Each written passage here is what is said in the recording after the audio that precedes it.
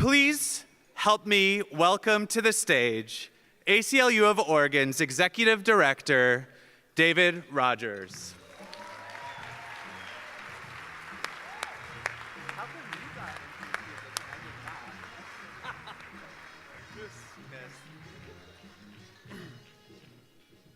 Wow. Thank you so much for being here. The show of support is tremendous and humbling. This is my fourth Liberty Dinner serving as Executive Director of the ACLU of Oregon, and I'm going to let you in on a small trade secret. Given the harsh reality of the national political landscape, I have often seen one of my key roles as providing much needed support and optimism to help us collectively get through and stay in the fight. But I want to say, trust me, no one has ever accused me of being naive or seeing the world through rose-colored glasses. So with that caveat, let me tell you that I have a significant bounce in my step right now. We really ended 2018 from a place of strength. Our election results made me incredibly proud to be an Oregonian, truly. Oregon voters overwhelmingly rejected ballot measure attacks on abortion access and immigrant rights.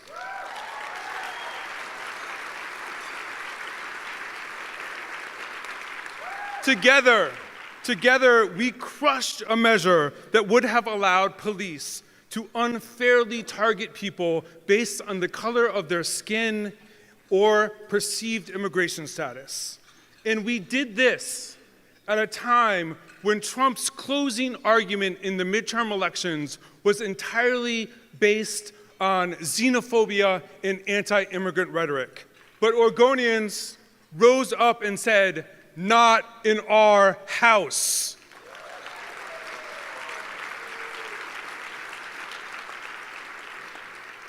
Oregon voters also resoundingly rejected an attempt to end public funding for abortion. We affirmed that every person should have access to the full range of reproductive health care and be able to decide whether and when to become a parent, no matter how much money they make.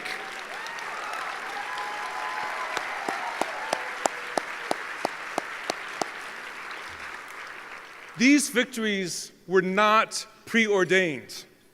They took strong coalitions, significant resources, incredible collaboration, and a determined and relentless ground game. And it wouldn't have happened without you. So thank you. The level of grassroots support and engagement was inspiring, and I am clearly in a room full of people who are in it to win it. You are amazing. I was also inspired by the culture and the approach that these campaigns took. There is a critical shift happening right now in the country and within progressive activism and organizing. At a time when we could be lowering the bar for our political expectations and gains, the opposite is happening. Despite the existential threats that we face daily, we are embracing the present as a transformative moment. This political moment demands that we're not just defensive, but that we lean in and that we re-envision our goals and our strategies and our demands. We must work to more fully embrace our values and a clear vision of the community that we want to create.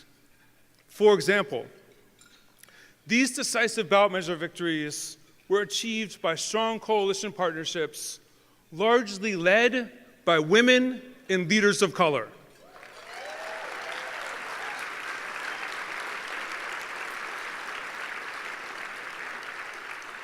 Not only that, it is important to note that electoral politics can often play to the lowest common denominator set of messages and strategies. Electoral campaigns take few chances while often ignoring the communities most impacted rather than embracing a movement-building approach. We have seen these dynamics play out around the country, where campaigns that were fundamentally about abortion access have gone through contortions not to use the A word. I mean abortion. There, I said it. And we have seen campaigns on immigrant rights, including here in Oregon, that have focused on generic messages about what's best for public safety without ever naming the elephant in the room, racism. Although these approaches, on occasion, might deliver victories at the ballot, they do not deliver the kinds of social and cultural change that we desperately need. We need to move beyond the feared stigma and the silence and name what we are actually fighting for. I am incredibly proud that we were able to work with brave leaders like Andrea Williams of CAUSA, Kopana Krishnamurthy of Forward Together, Grayson Dempsey of Oregon NARAL, Emily McLean from Planned Parenthood Advocates of Oregon, Chi Nguyen from Opano, Amy Hirschfeld-Koppel of Washington State Center, Amy Casso, and so many other incredible leaders. I'm talking about people who are ready to blaze a new path. This is a time when we have to raise our risk tolerance. We need to be ready to experiment with new strategies, lead with our values, and explicitly name and discuss the world that we want. I am so proud of Oregon, our allies in the ACLU. The country is learning from us. We now pivot to the 2019 legislative session with the wind at our back.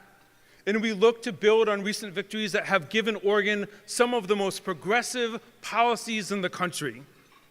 We have an ambitious, proactive agenda on immigrant rights, youth justice, district attorney accountability, internet privacy, and gender justice.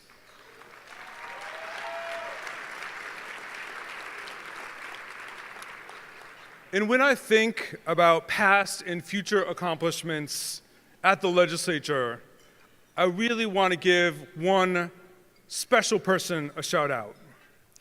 Although we are blessed to have so many progressive champions, including several here tonight, House Majority Leader Jennifer Williamson has really rolled up her sleeves and got to work on civil rights and civil liberties.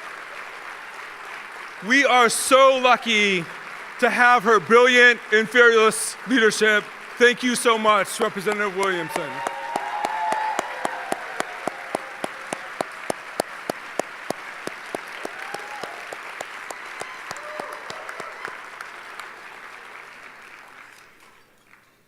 Before I leave the stage, I have to mention the work of our tremendous legal team and volunteer attorneys. They are ready to go at a moment's notice and are often Oregon's first and last line of defense for attacks on civil rights and liberties. And I'm so proud of the ways that we have been able to deliver justice for some of our most vulnerable populations. I'm talking about imprisoned refugees seeking asylum, queer students who are being punished simply for being themselves, incarcerated people experiencing devastating conditions, Oregonians without homes being criminalized simply for trying to live, and countless people who are being targeted for being black and brown. Just last week, our team settled a lawsuit against Douglas County Jail over horrible conditions that our client Terry Carlisle faced there. And we're hopeful that that settlement will be an impetus for change at that jail and that other counties have been put on notice.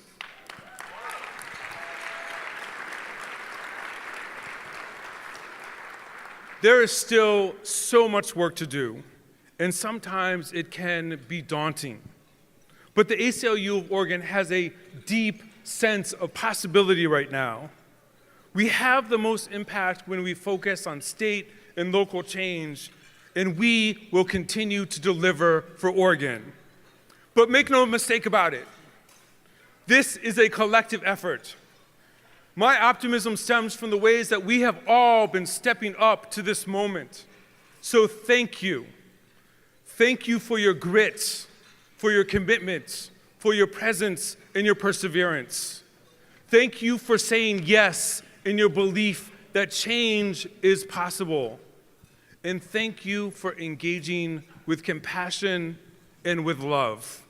Let's stay strong and stay together. Thank you very much.